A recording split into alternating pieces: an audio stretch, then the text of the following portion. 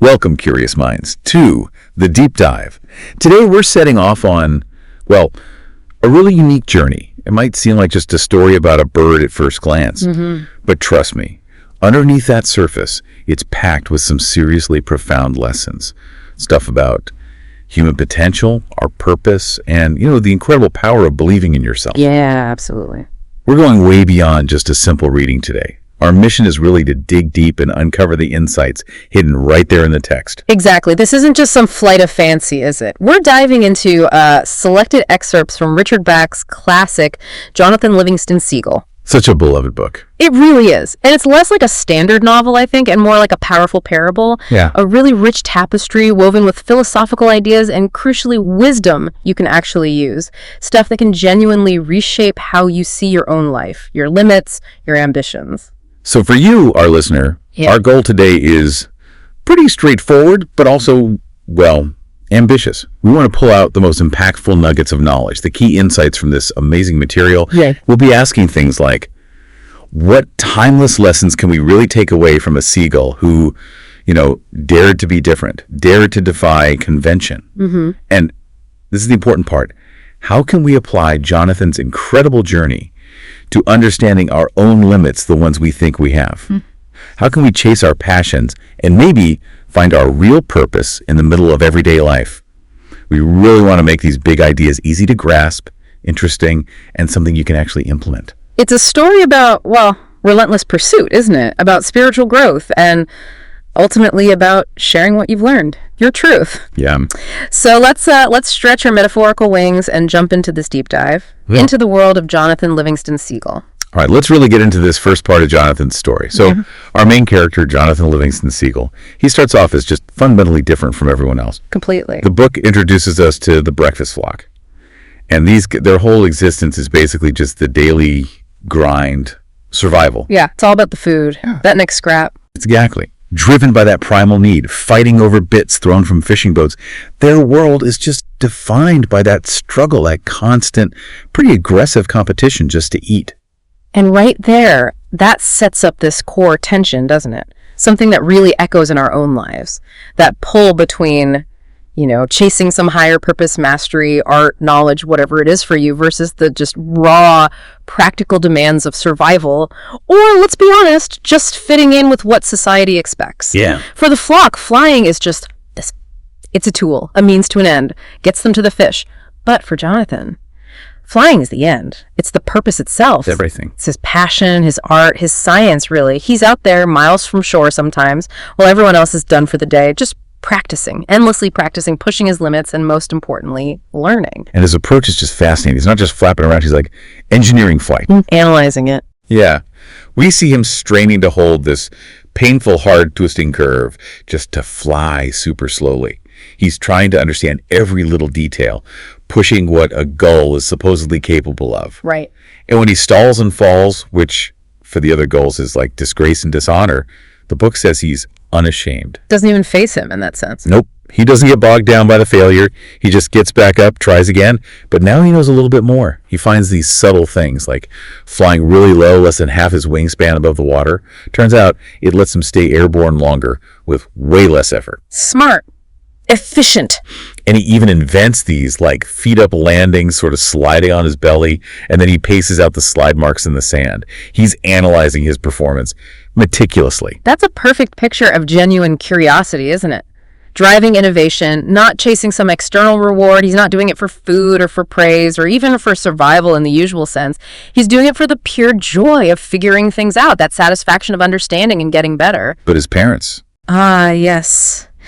They're naturally pretty worried.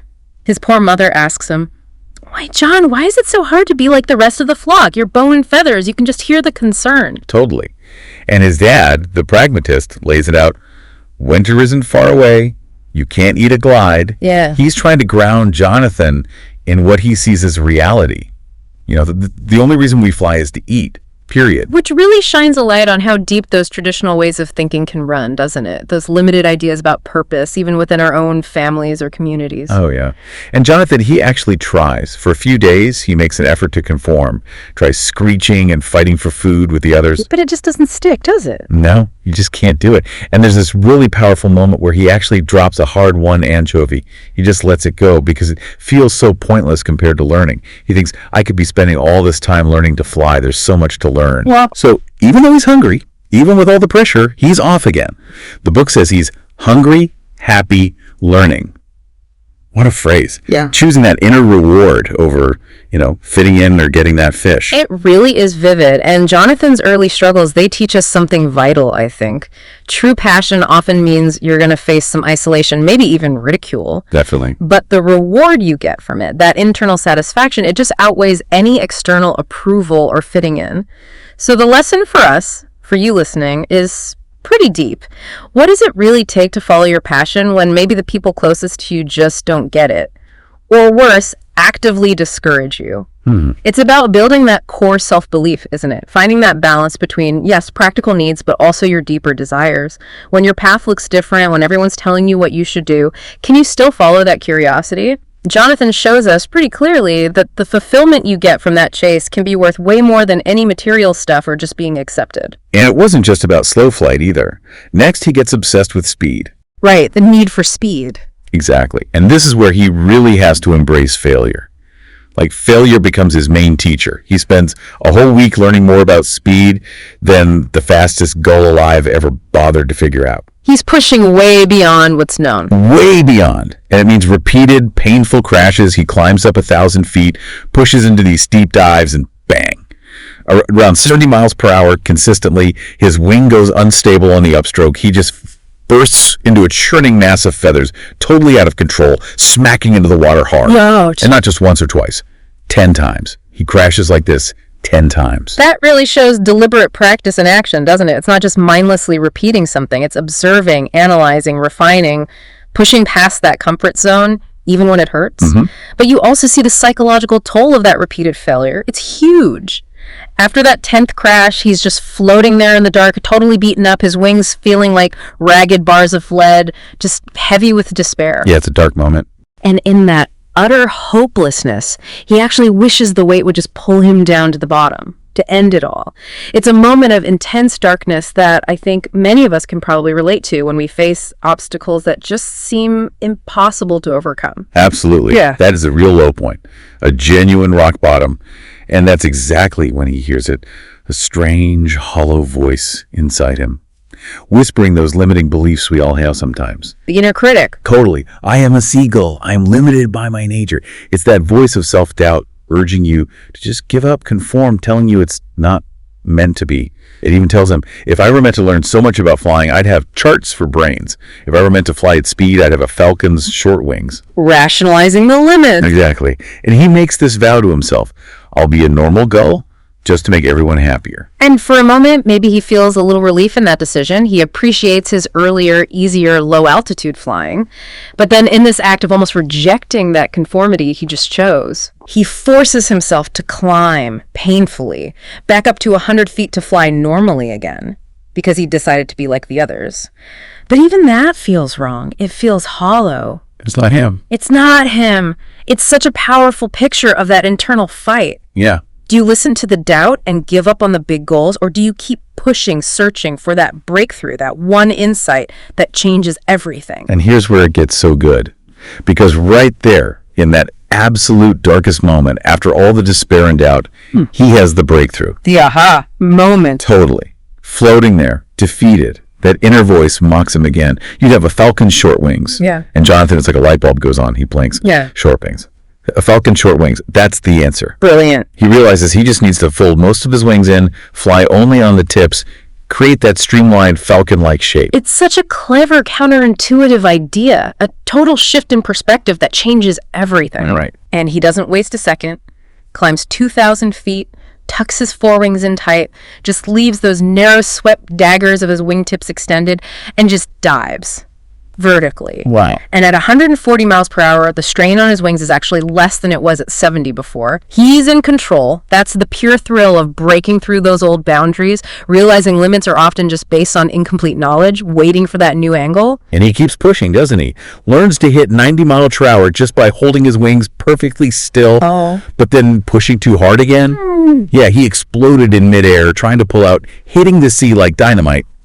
But even from that failure, that explosion, he learned something critical. Always learning. Always. And now he's flying with this incredible new purpose. The speed isn't just speed. The book calls it power, and the speed was joy, and the speed was pure beauty. Love that description. He hits terminal velocity 214 miles per hour, diving from 5,000 feet. And then this amazing image.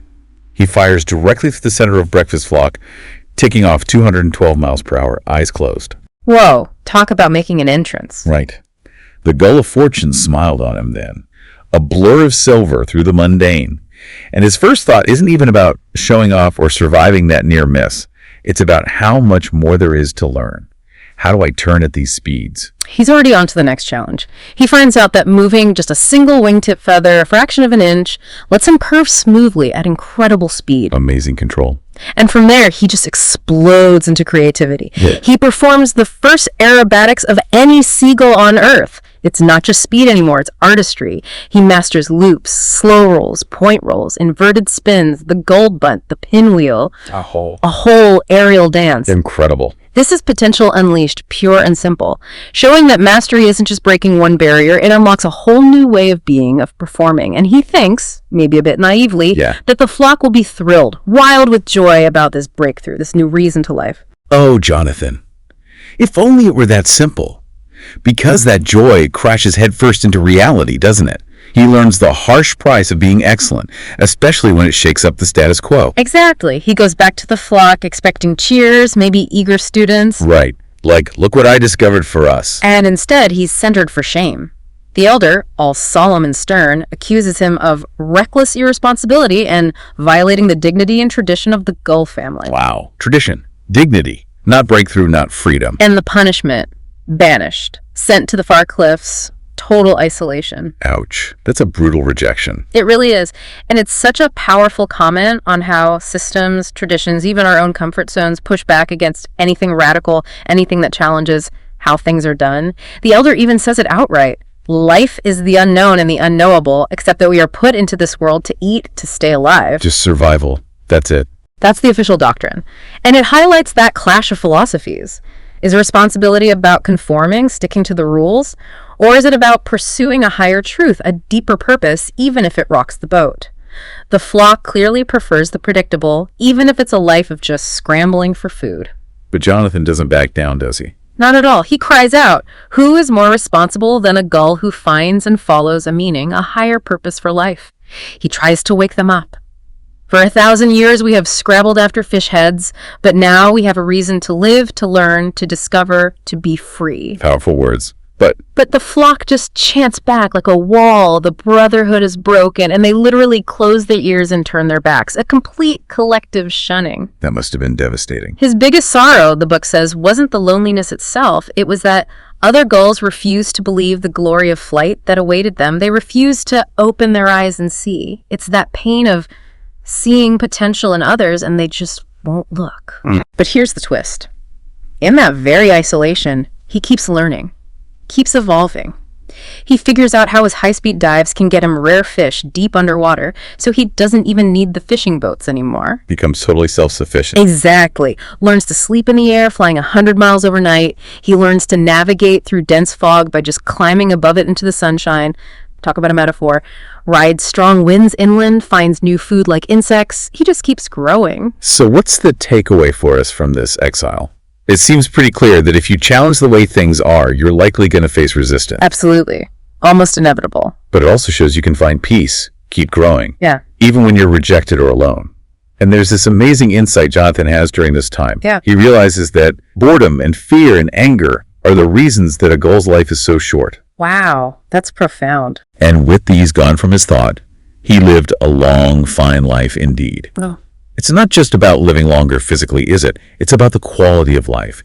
Letting go of that negative stuff, boredom, fear, anger, is the key to a rich, full experience no matter what's happening outside. It's incredibly liberating. That's a perfect bridge into part 2 of this journey. Jonathan's path higher, mastering not just the physical, but the self, the spirit. Right. So after all that time alone, learning, growing, he's met by these 2 new gulls. Yeah.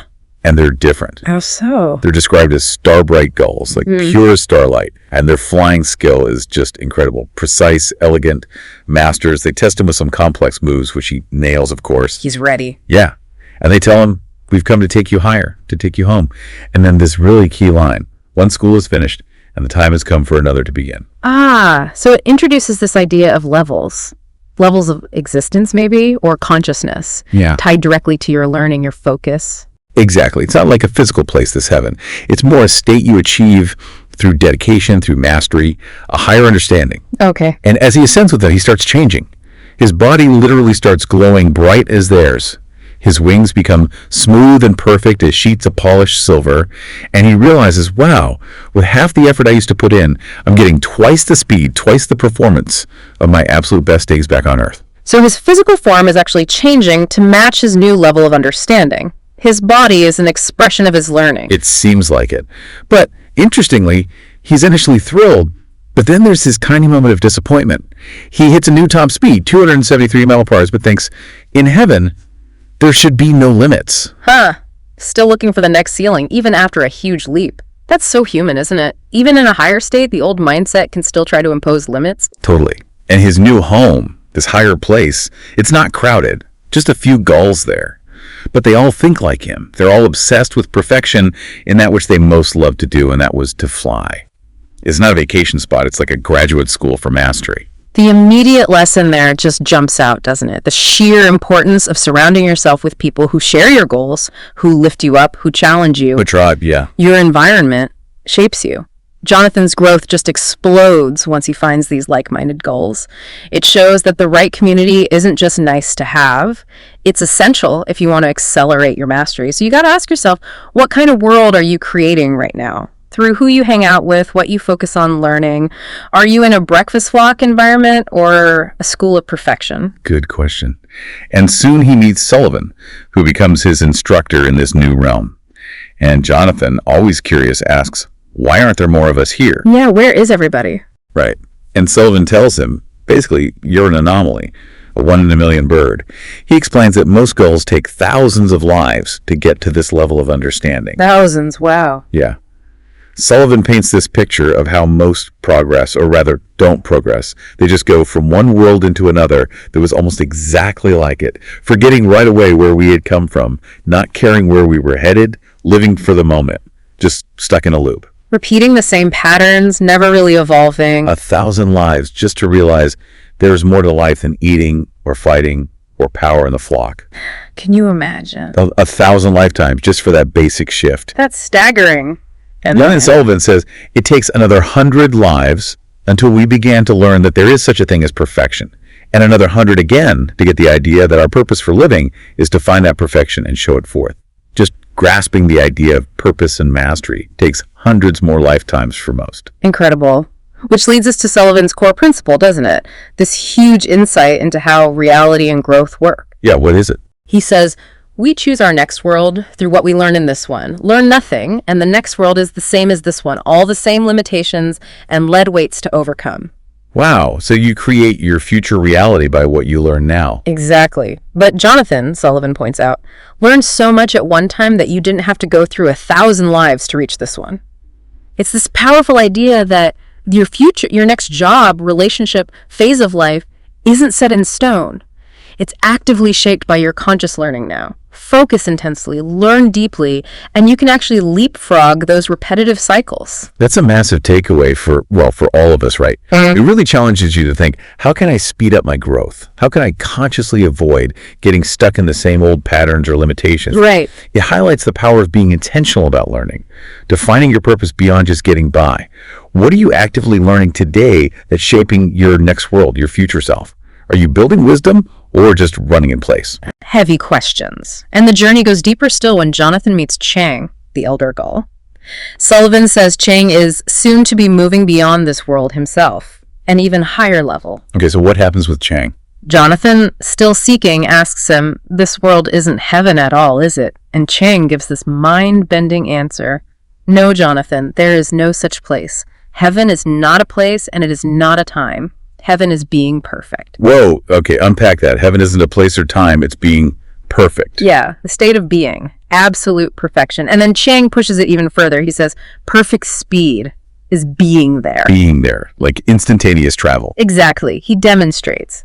Vanishes and reappears 50 feet away in the flicker of an instant, then right next to Jonathan. Same millisecond. He's just there because he is perfect speed. Mind blown. This is that huge leap, isn't it? From physical skill, like flying fast, to metaphysical understanding. Chang explains this paradox.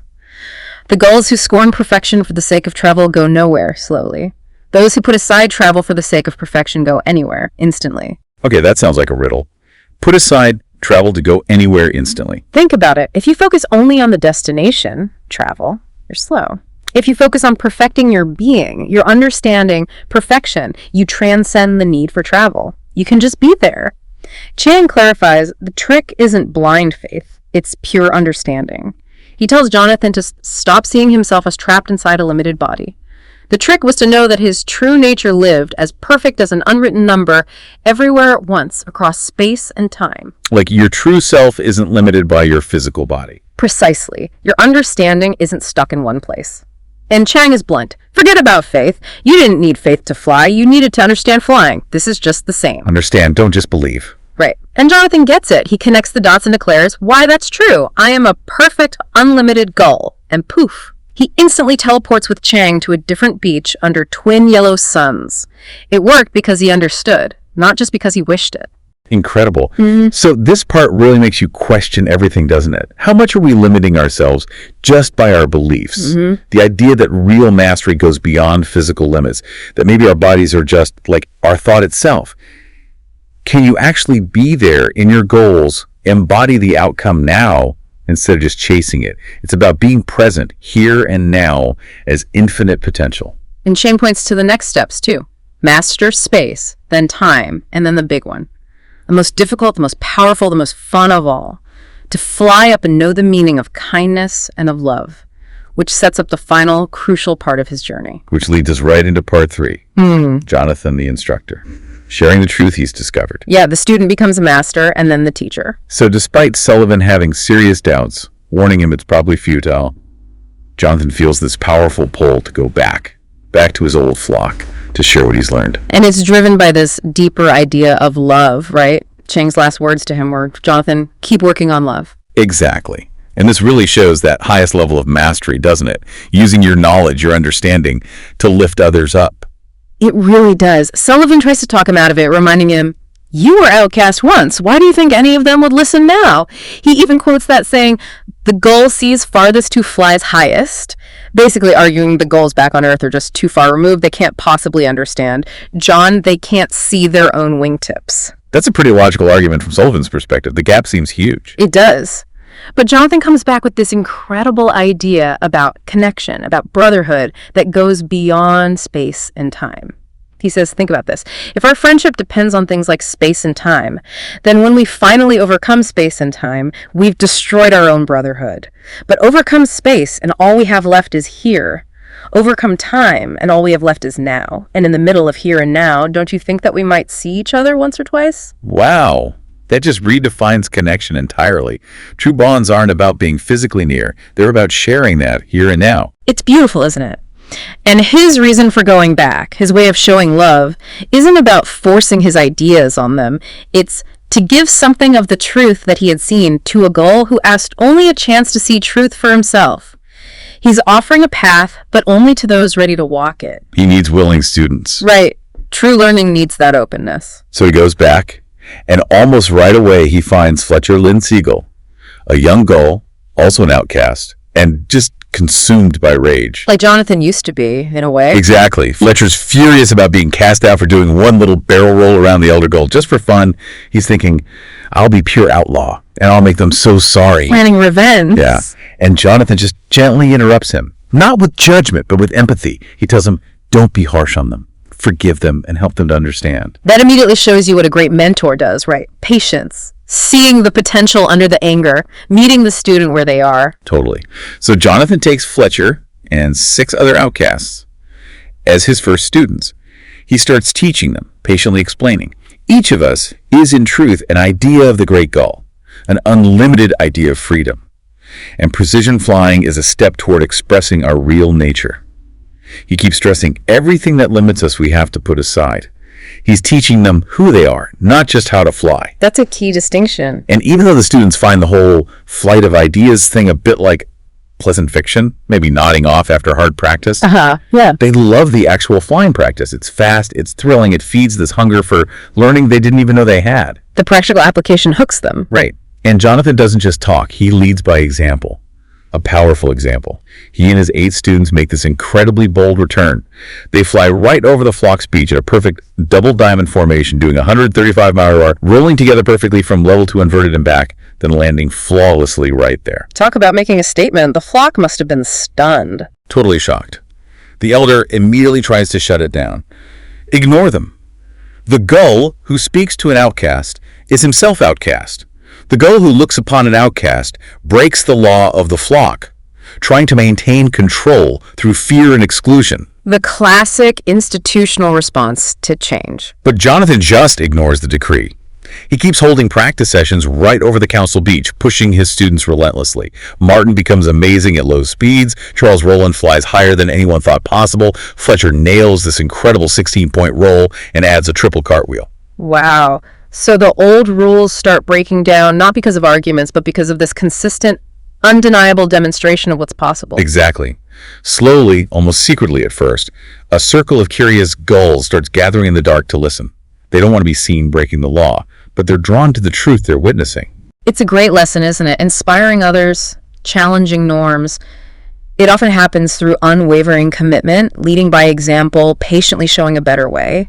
Change isn't always loud. Sometimes it's just that quiet, persistent proof that shifts everything. And then the impact of belief, of understanding on actual physical reality gets driven home really powerfully with Kirk Maynard Gull. Ah, yes, the gull with the bad wind. Right, his wing is dragging, he collapses at Jonathan's feet, just whispers, "I want to fly more than anything else in the world." Such desperation. And Jonathan doesn't offer pity or, physical therapy. He makes this profound statement of truth.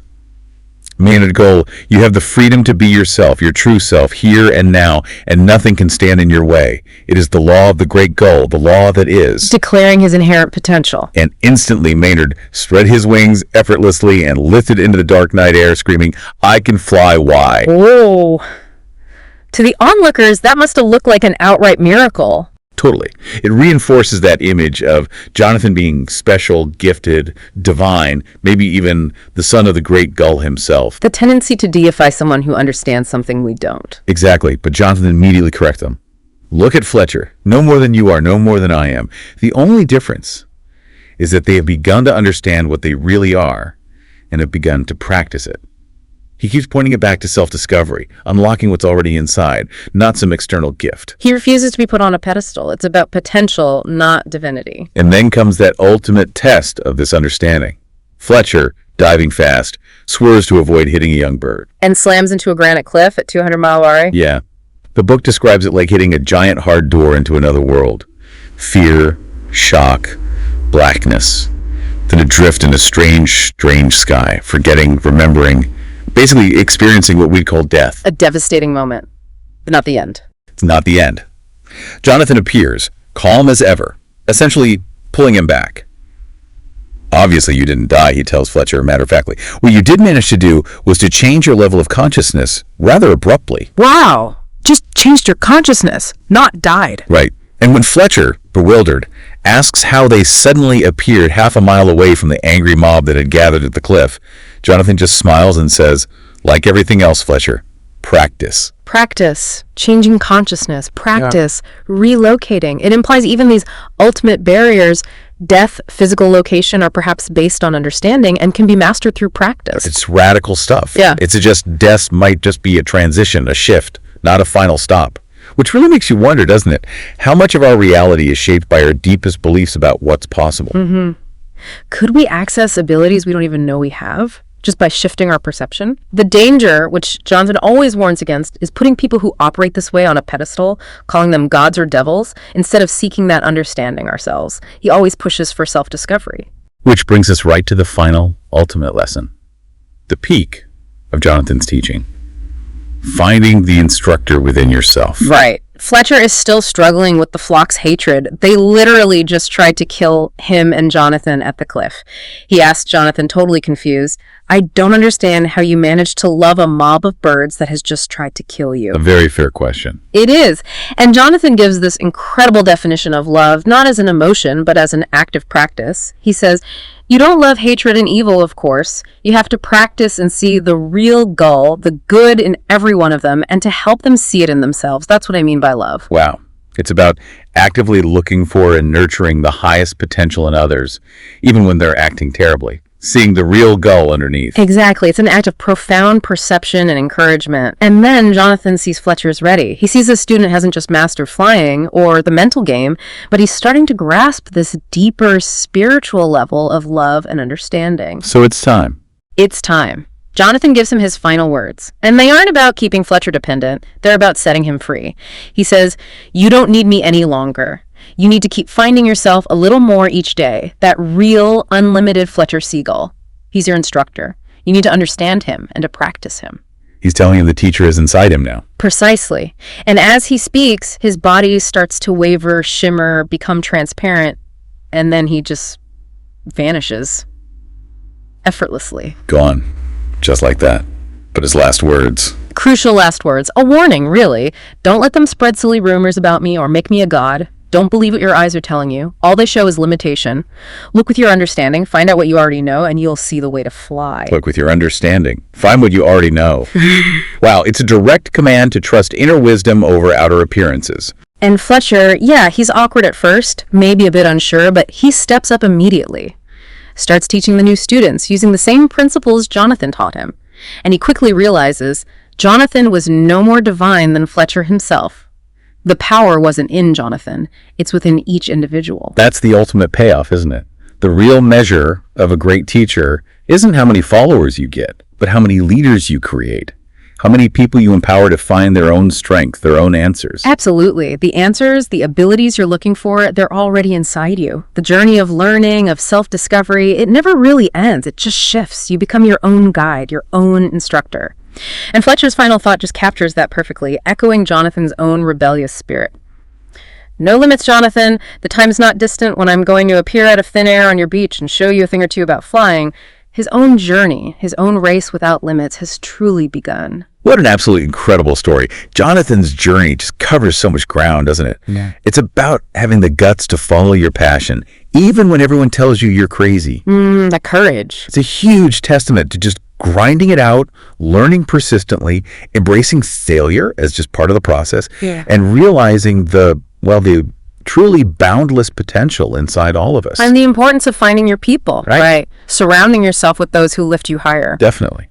And ultimately, that the greatest act of love, maybe, is helping others see their own freedom, their own potential. So, for you listening right now, let's bring this home. We invite you to think about it.